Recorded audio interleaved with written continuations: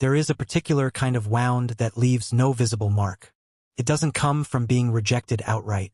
It comes from something quieter, something almost polite.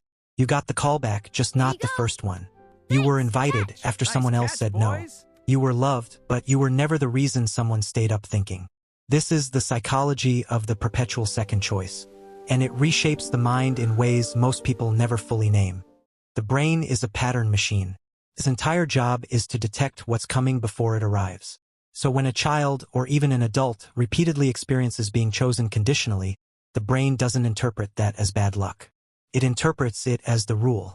A quiet internal belief gets installed deep in the operating system. I am someone people settle for. What's crucial to understand is that this belief doesn't announce itself. It doesn't show up as obvious low self-esteem. It shows up in behavior, in decisions, in the specific shape of how a person moves through relationships. The first thing that happens is hypervigilance, but not the anxious, visible kind.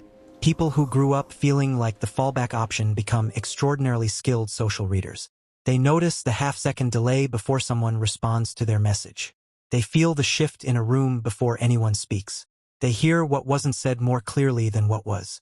Researchers studying rejection sensitivity have found that repeated experiences of conditional acceptance actually sharpen social perception.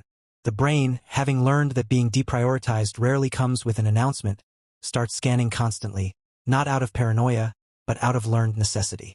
These people aren't insecure. They're calibrated. Their environment taught them to be.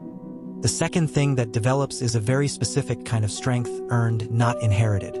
When emotional availability from others is inconsistent, the nervous system does something remarkable. It stops outsourcing regulation. These individuals learn to process grief quietly, to manage disappointment internally, to celebrate their own wins without waiting for an audience. Clinical psychology calls this developed self-reliance. But it's important to distinguish it from healthy independence. This version carries a shadow.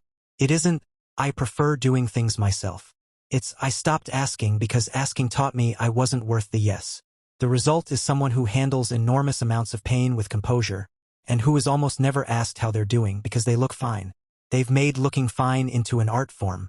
Third, and perhaps most misunderstood, is the pattern of overgiving.